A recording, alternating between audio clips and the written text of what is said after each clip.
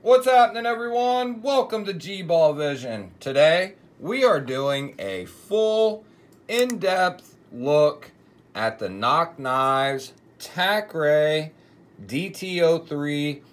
This is a banger right here, guys. I took a gamble on this knife. I stumbled across it on Amazon and took a chance on it, and boy am I glad that I did.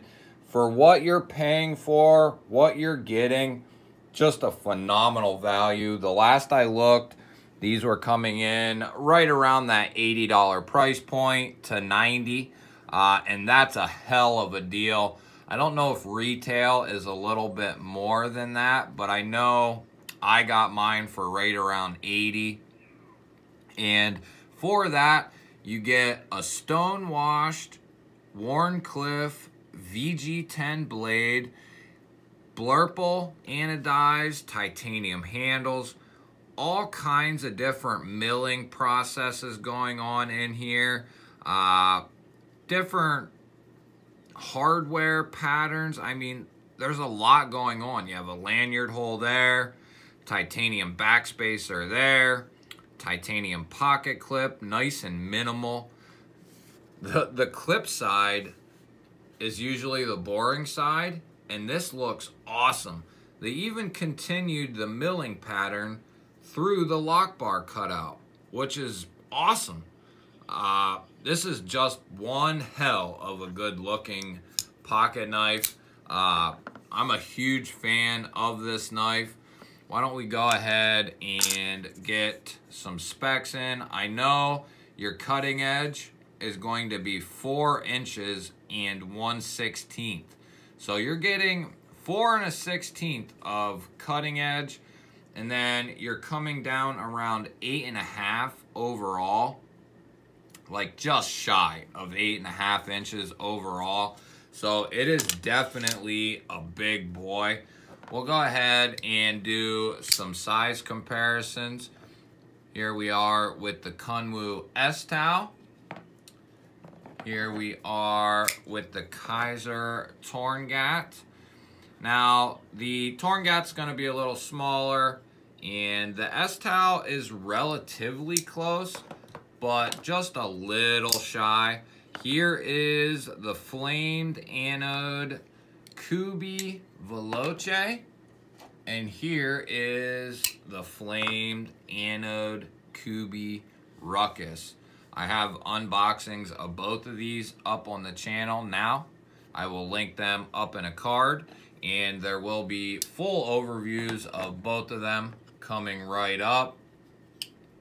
Here is my $50 and under budget knife of the year, the Petrified Fish Viking, which is very close in size, very close. I love this knife. It is a phenomenal, like $45 knife or so. Here is the version 1 Nimble X. That is going to be a little smaller than that guy there. How about we do 2 more? There's the CJRB Pyrite. And let's do a big guy for comparison's sake.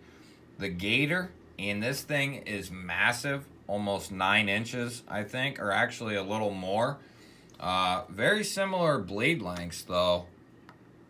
Actually, you're getting more blade length on the TAC-RAY Nock Knives. That's incredible. You're getting more edge in a smaller knife. So that is really cool. The way they did that, the edge is actually, you know, you could technically say right here is the end, but then you got all this down here. So, and that's like a 1/4 inch. So you're getting a lot of cutting edge there, and that is an awesome, awesome deal there. There's the Devo Knives Pony Stout. So you can get an idea.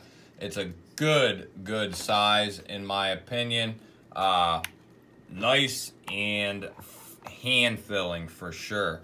Let's get a weight on it. I think it's like 4 4.1, 4.2. So for as big of a knife as this is, it's really not that heavy. 4 ounces for 8 inches of knife. That's pretty solid in my opinion. I don't think there is, yeah, there's no internal milling either. And had they done that, this would be even lighter, probably down below 4 ounces for sure. As far as your opening methods, all you have is that enlarged hole there, and it works great pretty much anywhere on that hole that you can access. Down at the bottom, in the middle there, at the top, all work very good. I tend to go up here in this little sleeve area for the thumb flick anyway. And then the reverse flick, I actually stay down here. Typically, I guess you can I do ride it up sometimes. But no matter which way you want to do it, the opening methods for the enlarged hole are very good. The action is on point. It will drop to your nail and then it hydraulically shuts, or you can give it like the old one tapper and it'll just go all the way home, and you don't even need to give it much at all. Bearings for around the pivot, ceramic detent ball, great action, very, very good action. It sounds good. Typical frame lock for sure. And before we continue, guys, if you like knife content, EDC content, hit that subscribe button down below the video. I would love to have you here. Give the video a thumbs up. Leave me a little comment. Do all those things. That just makes me so happy. Any lockup issues? Nope, no lockup issues. Riding perfectly at like 30%, has not moved. Blade came centered and it is still centered. Looks very good. Nice tight tolerances. No side to side, no up and down. No side to side there. Yeah, that's good. Very good. This is the Tucson was my best knife into titanium until this one came along. And I think that one's a little cheaper than this, but that's in titanium and D2. This one being in titanium and VG10. I mean, they're both good. They're both going to be very good. So, especially at their given price points, I think the Tucson's right around 60-ish or so, 50 to 60, somewhere in that nature. This is not going to be a left-handed friendly carry. Sorry to the fellow lefties. They're used to it at this point, though. I mean, you could use this left-handed. You know, lefties are going to be more used to dealing with this type of thing than a righty is. I typically just stay very low. If I'm messing with a knife left-handed, I just stay very low with my thumb. But I know a lefty doesn't want to do that. They want to be able to be, you know, right here on that lock bar. If you stay down here, you're fine.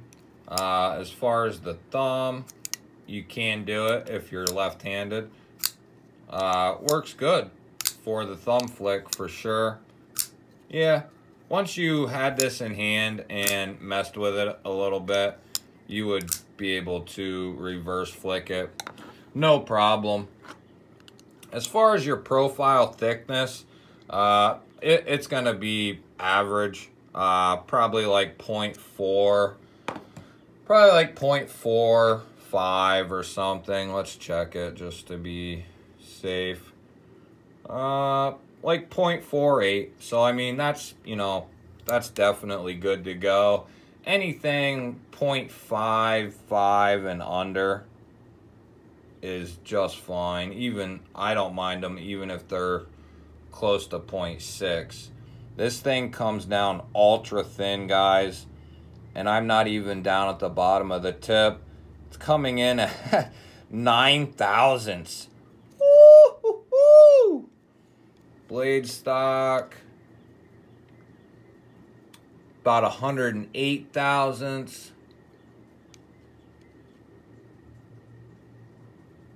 Up at the very top, 115 thousandths. Let's check it down here by the tip. Just down here by the tip, 35 thousandths. Whew. Yeah, I'm telling you guys, it's a slicing machine. What I do with my... There it is. You little scoundrel, you. Little scoundrel. It is awesome, guys. Very, it came with an amazing edge. Now, I have used it. I have not stropped it. I have not sharpened it. None of that stuff. And it's still razor sharp.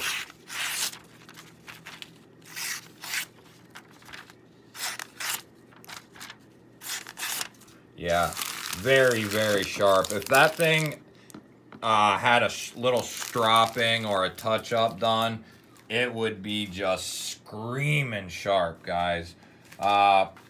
So far, this has been one of the most pleasurable knives that I've had in a while. You know, factoring in price, factoring in materials, build quality, all those things tied into one. This has been a huge pleasure to have in. A lot of companies would charge $150 or more for this. Even in this current form, $150 plus would not surprise me. So to get it for, you know, almost half that, that is a phenomenal deal. As far as hardware, T8 on the pivot, and then you're going to be T6 all the way around.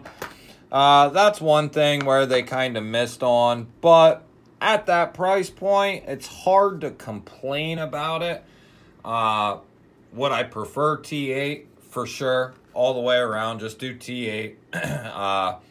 But T8 on the pivot, T6 on the rest of the screws. Great knife, guys. Great size.